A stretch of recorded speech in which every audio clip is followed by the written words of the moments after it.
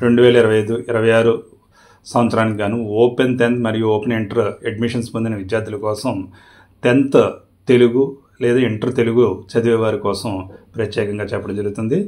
తెలుగు భాష పట్ల ఆసక్తి పెంచుకోండి, ఎందుకంటే ఇది మాతృభాష, తప్పనిసరిగా నేర్చుకోవాల్సిన భాష. దీనివల్ల మన భావ వ్యక్తీకరణకు చాలా వరకు ఉపయోగపడుతుంది.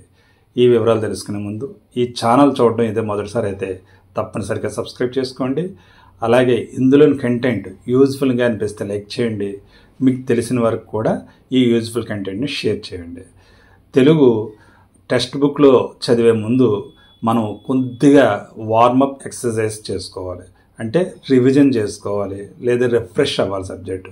ఎందుకంటే ఓపెన్ 10th వచ్చేవారు 14 సంవత్సరాల నుంచి గరిష్ట వయసు అంటూ లిమిట్ లేదు కనుక పెద్దవారు కూడా పరీక్ష రాసే అవకాశం ఉంది. వీరికి చాలా కాలం ఎడ్యుకేషన్లో గ్యాప్ వచ్చి ఉండొచ్చు, కింద క్లాసుల్లో తెలుగు భాష నేర్చుకునే ఉండవచ్చు. దాంట్లో అనేక దోషాలు రాసేటప్పుడే కానీ ఉచ్చరించేటప్పుడే కానీ ఏర్పడి ఉండొచ్చు. అటువంటి ఒత్తులు అయ్యి ఎక్కడ పెట్టాలో ఈ కన్ఫ్యూజ్ గందరగోళం లేకుండా మనం మన సబ్జెక్ట్ని రిఫ్రెష్ చేసుకోవాలి. ఎక్కడ బిగిన్ చేయాలన్నది ప్రతి వ్యక్తికి సమస్య. నాకు తెలుగు బాగా వచ్చును అయినప్పటికీ రివిజన్ చేయండి, ఖచ్చితంగా రివిజన్ చేయండి. ఎందుకు రివిజన్ చేయాలి? తెలుగు ఆల నుంచి మొదలుకొని బండీరా వరకు నేర్చుకుంటే కనుక దాని తర్వాత గుడింతాలు ఒత్తులు కూడా నేర్చుకోండి. ఇలా నేర్చుకునేటప్పుడు ముందుగా సరళ పదాలు ప్రాక్టీస్ చేయండి. అంటే ఎటువంటి ఒత్తులు దీర్ఘాలు లేకుండా అక్షరమాలను అనుసరించి రాసే పదాలను సరళ పదాలు అంటారు. ఆ సరళ పదాలు 2 అక్షరాలతో ప్రారంభించి రాయండి, 3 అక్షరాలతో ప్రారంభించి రాయండి, ఇంకా 4 అక్షరాలు, ఇలా సరళమైన పదాలు రాసుకుంటూ వెళ్ళి ఒత్తులు దీర్ఘాలు గుణింతాల సహాయంతో ప్రాక్టీస్ చేయండి. మీకు తెలిసిన దగ్గర వారి నుంచి కూడా సూచనలు తీసుకుని ఆ ప్రాక్టీస్ పెంచుకుంటే కనుక మీరు చక్కని తెలుగు భాష రాయడం ఉచ్చరించడం జరుగుతుంది. దీనికోసం కనీసం రోజు మొత్తం మీద ఉదయము ఒక అరగంట సమయము, సాయంత్రం అరగంట సమయము ప్రాక్టీస్ చేసుకోగలిగితే కనుక తెలుగు భాష పట్ల నైపుణ్యంతో పాటు మమకారం ఏర్పడుతుంది. అంతేకాకుండా డైలీ తెలుగు దినపత్రికలు చదవండి.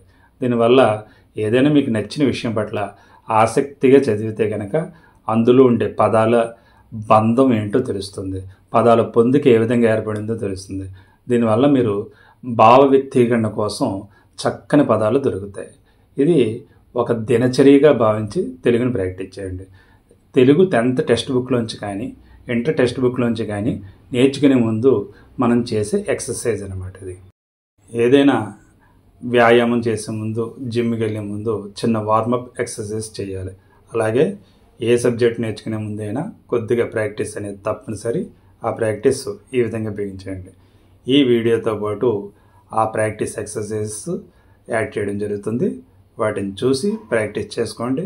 మీరు ఒక నోట్బుక్లో పెట్టుకుని రోజు కనీసం 10 సార్లు ఒక పదాన్ని ప్రాక్టీస్ చేయడం, రాయడం, బిగ్గరగా చదవడం, బయటకు ఉచ్చరించడం, ఇటువంటి చేయడం వల్ల ఉచ్చారణ లిఖిత దోషాలు తొలగిపోతాయి. తెలుగు భాషను నేర్చుకోవడం వల్ల మీరు సబ్జెక్టుగా కూడా చదవడానికి అవకాశం ఏర్పడుతుంది.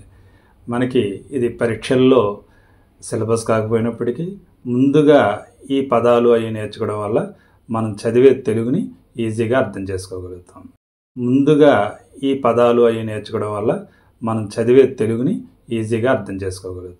మరికొద్ది రోజుల్లో టెక్స్ట్ బుక్లోని తెలుగు లెసన్స్ చెప్పుకునే ముందు ఈ రిఫ్రెష్ తప్పనిసరి.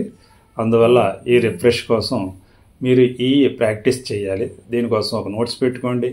తప్పనిసరిగా అందులో ప్రతిరోజు ప్రాక్టీస్గా రైటింగ్ ప్రాక్టీస్ చేయండి. అలాగే ఉచ్చరిస్తూ చదవండి, బిగ్గరగా చదవండి. అంతేకాకుండా రైటింగ్ డిస్టర్బెన్స్ లేకుండా సింగిల్ రూల్ కానీ, డబల్ రూల్డ్ కానీ, బ్రాడ్ రూల్డ్ కానీ నోట్బుక్లో ప్రాక్టీస్ చేయండి. దీనివల్ల రైటింగ్ కూడా చాలా చక్కగా వచ్చే అవకాశం ఉంటుంది. ఇది పరీక్షల్లో రైటింగ్ని బట్టి కూడా మార్కులు వచ్చే అవకాశం ఉంటుంది. Thank you. All the best. మీ చెల్లూరు రత్నకుమార్. జై హింద్.